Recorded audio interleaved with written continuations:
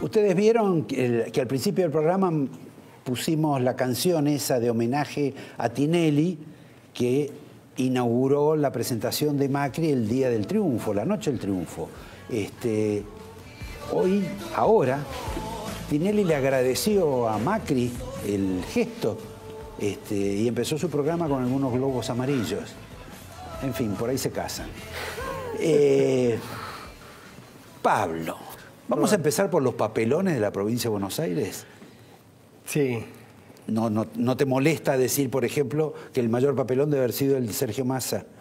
Sí, estaba siguiendo un poco lo de Nejanski y Reynoso, creo que tiene esa variable. Hay una matemática ahí que están haciendo con Massa que en el 2013 sacó 44, en el 2015 sacó 22 y ahora sacó 11, 12, 13, digamos. Como que fue perdiendo en cada elección, fue perdiendo mitades. O sea que en la próxima elección está a punto de convertirse en una figura líquida. No, lo que están diciendo algunos de Massa, que Massa va a ser como una especie de descanso y va a volver a Tigre. No hay que olvidarse que Massa, que es un dato que a veces no está muy presente, Massa viene siendo candidato serial desde 2005 en adelante. En el 2005 era funcionario de ANSES, fue candidato cuando fue Cristina senadora, iba Balestrini primero, Álvarez Rodríguez, sí, Tayana y Massa en esa boleta. Fue candidato también en el 2007, que se fue al distrito. ¿Te acordás? Sí, sí. Empezó como en el 2009, fue candidato testimonial con Kirchner, en el 2011 reeligió, en 2013 fue como diputado, ahora ya no en el Frente para la Victoria, y siguió, es decir, tiene muchas elecciones encima. Hablando que citaste ahí lo de candidato testimonial, sí, ¿sabés algo de una refriega entre, bueno, voy a usar otra palabra, de un conflicto, de una pelea entre María Eugenia Vidal y la Casa Rosada, por decirlo de algún modo, a raíz de que la Casa Rosada había decidido hace tiempo que Bullrich podría ir, una vez elegido, de embajador a los Estados Unidos, y en su lugar iría el suplente, que es José Torello, íntimo amigo de Mauricio y quizá uno de los hombres más confidentes en su cercanía. Sí, fue una de las historias que hubo en torno a Bullrich y esa candidatura, que uno hay que recordar que primero lo había negado Macri a Bullrich como candidato. ¿Te acordás cuando dijo que iba a seguir?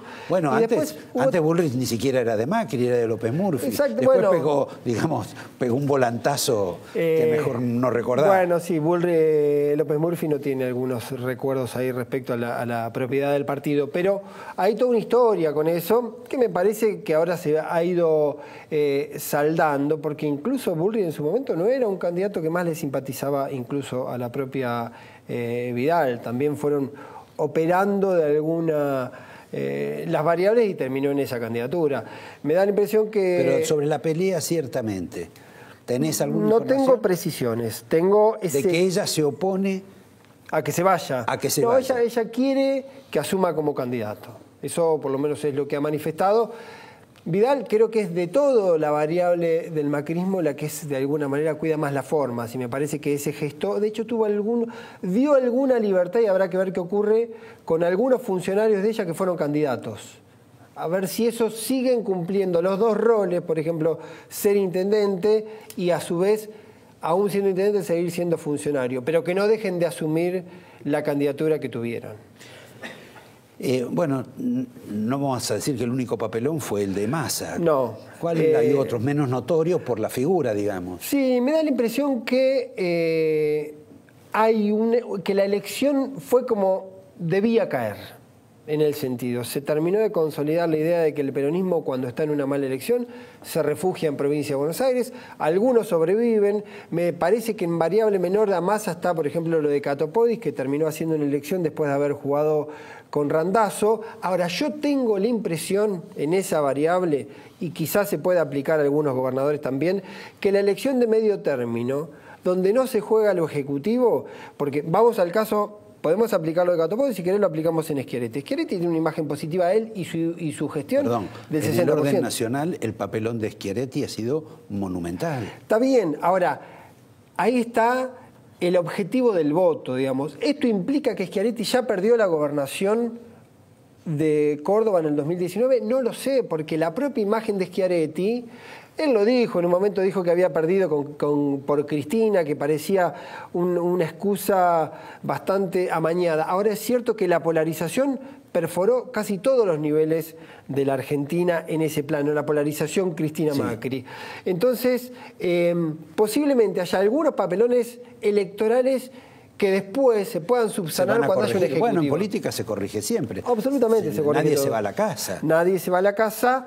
Me da sí la impresión, Roberto, que fue muy claro en este sentido lo que ocurrió en Provincia de Buenos Aires con las territorialidades, digamos. Hubo algunos intendentes que lograron sobrevivir, algunos que mandaron a cortar boleta, otros que se consolidaron en su frente y a partir de ahí puede empezar otra discusión, ¿sí? Con un peronismo muy diezmado. ¿Quién no mandó a cortar boleta? ¿Quién no mandó? Porque en realidad la boleta la corta el intendente y se la da a la gente. Sí, algunos tienen más. Yo creo que, por ejemplo, el caso Musi, él era candidato, Musi era padre. Un pollito de Cristina. Bueno, también había sido un pollito de Dualde, digamos, había sido muchos años ministro. El padre. Bueno, ahora este es otra. Ahora el padre otra rama. Ahora el padre fue candidato a concejal. Sí. Y de alguna manera ahí también operan esas lógicas. Musi siempre ha cortado. Le cortó a Chiche en el 2015, que se quedó con Chiche, también le había cortado. Siempre sacó más. Siempre sacó más. Sacó mucho más que cualquier de los candidatos provinciales o nacionales. Exactamente. Siempre. Lo que quiero decir, Roberto, y vos lo vas a entender desde la lógica de Yo seguir quiero estos que lo entienda fenómenos. la gente. No, está bien, pero digo, en algunos lados el candidato local pesa más, como el caso de Musi, pero hubo muchos casos donde el candidato local terminó sacando menos votos que Cristina, aún jugando con Cristina, digamos. En Quilmes ganó Cristina el plano de senador y Unidad Ciudadana perdió todos los otros niveles, diputados nacionales, legisladores provinciales y concejales. Digo, entonces hay una variable que también tiene que ver con ese componente de lo que en algunos sectores expresa Cristina. Es decir, algunos la pueden cortar y a veces Cristina lo lleva para arriba. Yo creo que es una discusión que todavía no se saldó dentro del peronismo. Si Cristina, yo creo que muchos intendentes esperaban que Cristina, al menos en la PASO, saque bastante más que los 34 que terminó sacando, ¿sí?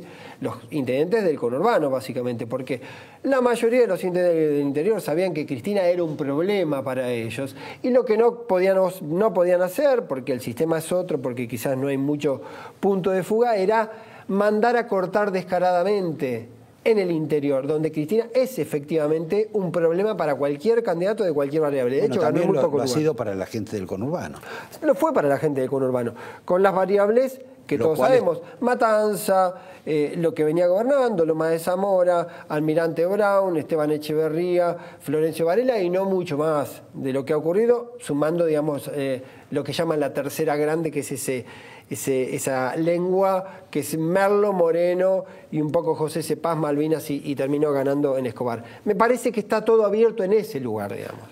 ¿Qué fenómeno ocurrió, por ejemplo, en Pilar para que dieran vuelta a favor de Cambiemos tanto esa elección, cuando realmente la gente de Pilar no estaba demasiado conforme con esa conducción de Cambiemos? Creo que ahí sí importa muchísimo la variable nacional, los climas, los contagios. Jugó muy fuerte en algunas. Hubo entre La Paz y yo vengo diciendo, por ejemplo, tomando algunas elecciones particulares. Cuando uno es gobierno, tiene la posibilidad de medir impacto, dónde ir a jugar. La PASO muchas veces, además de funcionar como una especie de gran encuesta, también te sirve vos cuando sos gobierno y dices, che, me fue muy mal en estos lugares en Pilar y tengo fierro para ir a jugar. En la variable del gobierno de la provincia de Buenos Aires hubo algunos municipios que dijeron hay que ir a jugar muy fuerte a Pilar, hay que ir a jugar a Ituzaingó para ganarlo, ocurrieron, ir a jugar Lanús para recuperarlo, lo mismo dijeron en Hurlingham. Entonces hubo algunos territorios particulares que enfocaron, dijimos, acá tenemos que ganar. Le mandaron más asfalto, digamos. Le mandaron, creo que fueron a jugar mucho más, la figura de Vidal termina siendo un factor importante y es cierto lo que vos decís.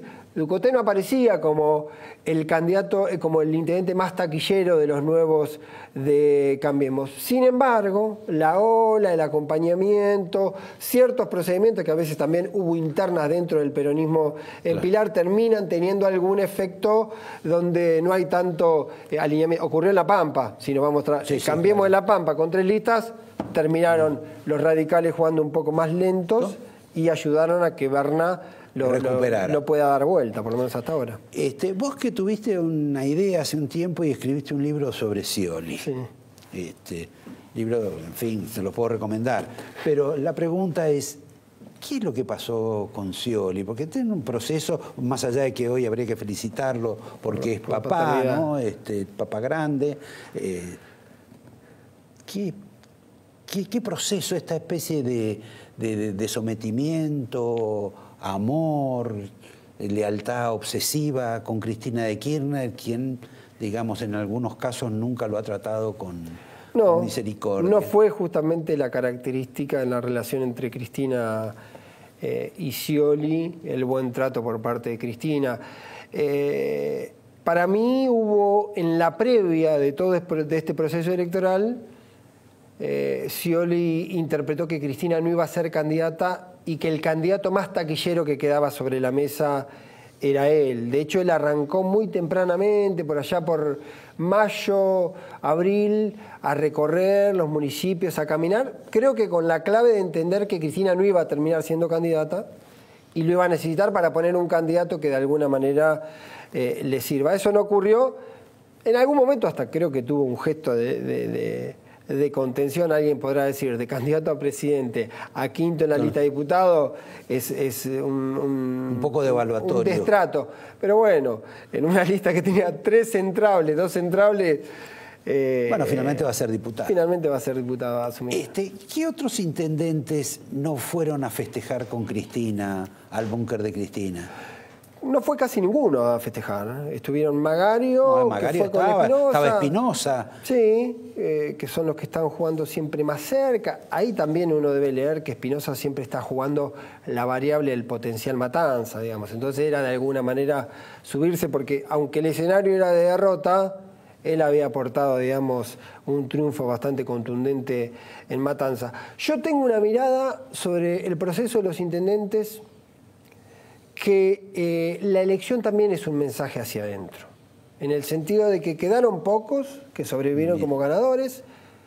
Lo que puede venir puede ser más ola amarilla. En ese proceso de ola amarilla o te reconvertís, como decía Nehamki, y tratás de apostar a que te reciban del otro lado, porque no hay que perder de vista, Roberto, que hubo intendentes del peronismo que quisieron pasarse para el otro lado y del otro lado le bajaron la persiana. No lo aceptaron. No, digo, y bueno, un hombre que tiene que ver el con los aviones de sangre. Claro, digo, entonces después, cuando vos tenés poder para administrar algunas cuestiones, posiblemente no quieras sumar peronismo. Además, en ese caso, yo creo que está la experiencia de Massa. Cuando Massa empezó a sumar mucho peronismo y referentes y caciques históricos del peronismo, empezó a sufrir algunos castigos de los sectores medios que posiblemente... Bueno, pero no le alcanzó con Stolbizer. Bueno, no le alcanzó. Quiero decir, el Massa post-2013, cuando empezó a sumar. Sí. Entonces, en esa cuestión, la supervivencia de esta Cristina, que vos lo dijiste, parece que no asume que perdió. Yo creo que Cristina asume que perdió, claramente. Ahora lo que dice, en este tendal de derrotados, yo soy la menos derrotada. Te doy el angelito.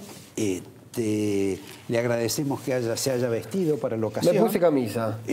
Con lo cual se imaginan cómo anda por la calle, pero en los andurriales de bonaerenses o del conurbano hay que andar de esa forma.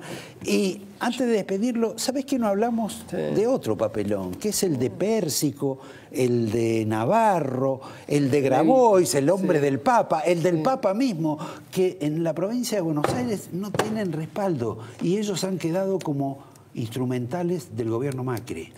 Terminaron siendo claramente funcionales, por lo menos en términos electorales. Yo creo que ahí, para muchos actores y quizá para muchos analistas, hubo en su momento una mirada de la convicción de que Cristina no tenía necesidad de competir o que no iba a competir, y ellos partieron de esa premisa, de que objetivamente Cristina no debía.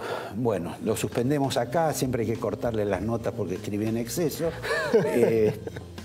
Les propongo ahora, con nuestro nuevo invitado, el doctor Alejandro Fargosi, saber qué va a pasar en las próximas 48 horas con Julio De Vido.